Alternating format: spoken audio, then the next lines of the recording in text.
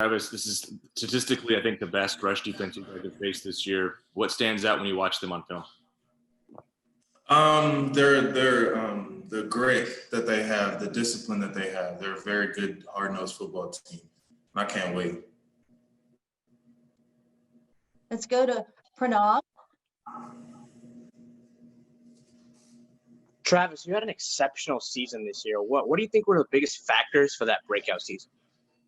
My O-lineman just stepping up huge. Coach Moorhead giving me the space that I needed with the plays, and us just executing as an offense, as a team. Let's go back to Eric. Because this is an exceptional run defense, like you said, how key is it to win those early downs against them to give the offense a chance to move the ball? What'd you say? Sorry, I didn't hear you. I said, how key is it to win those early downs on the ground against them, just because they are so good?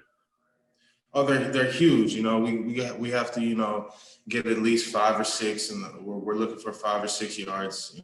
Each first and second down, so we can have an easy third and fourth down. And we have some stuff dialed up this week that's going to help us do it. We'll stay with Eric. Travis, we hadn't seen much Sean Dollars until the Pac-12 championship game, and I thought he played very well. Kind of assessed his play, and I assume you'd seen that progress in practice as well. Kind of talk about his path to the Pac-12 championship game. Oh man, Sean, he's been working really hard each week in, week out. He's been working really hard, mentally and physically. He's a great back, and I was really excited to see him play last week or the week before that. He's very, he's very intelligent with the sport, and he can run super hard, as you see. It was just nice that he got his little shot at the Pac-12 championship to show the world that he can shine. CJ's been in and out of the lineup this year a little bit, Travis. I know he's been that way in the past. What have you kind of learned from, and I know it's a COVID year too, so there's ups and downs, not just regarding him, but what have you kind of learned from the perspective of, hey, you have to be ready for, your role could change any week from week to week. What have you learned from that? Oh yeah, just mentally preparing for anything, because anything can happen. You could be the guy just like that, just in the next snap, you could be the guy. It makes you think, and it makes you feel for the game of football and what it's really like, because you have to stay ready.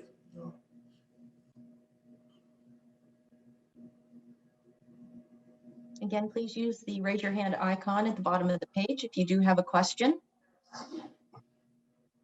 Travis, if I could ask you, with the success, making it to the Fiesta Bowl, everything that the team's been through, you've been through personally this year in these unusual times, what's your biggest takeaway? What do you think will resonate with you throughout the rest of your life?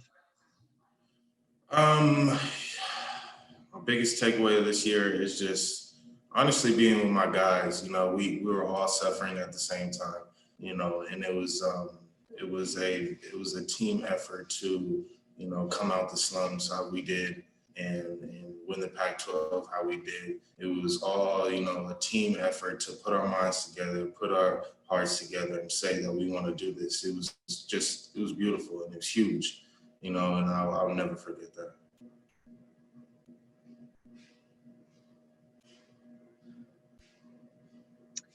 Do you happen to be a gamer? Are you excited about getting the PS5? I'm excited about getting it, but I'm not too much of a gamer myself, but I'm super excited though still. Let's go back to Eric.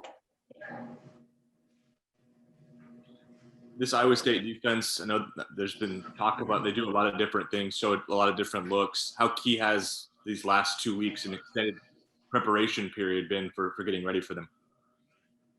Oh, it's huge.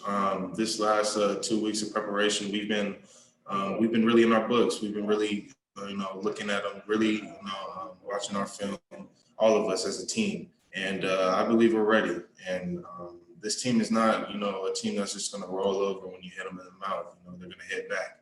And so we're going to be ready for that. And it's going to be a hard-fought nose football game. I can't wait.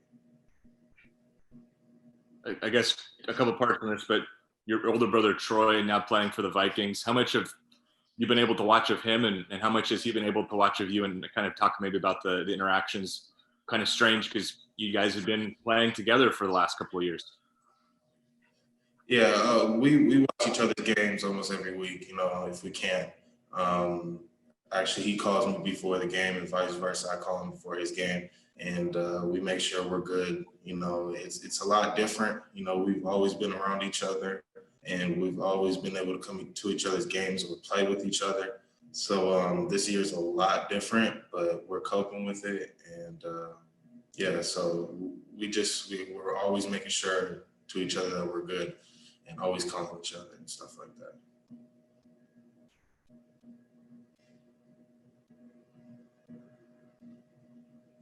Travis, do you think there's any advantage for Oregon, obviously playing in the Pac-12, having obviously play in Arizona, in comparison to Iowa State, who hasn't been here before?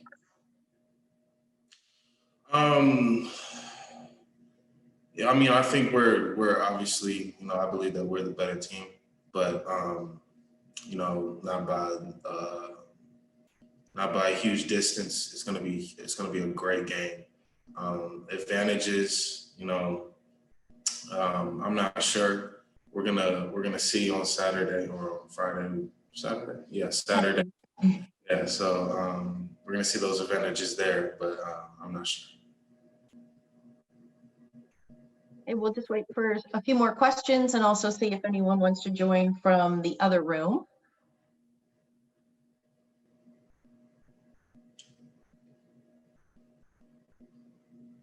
Travis, individually, what do you think has been your biggest success or achievement this year? My receiving game broke out this year that like I wanted to. You know, really, I had no idea it was going to break out the way it did, but you know, I got to show people my hands and stuff like that. That was huge for me, and really show people how I run this year as much as I could. And this will be our last call for questions.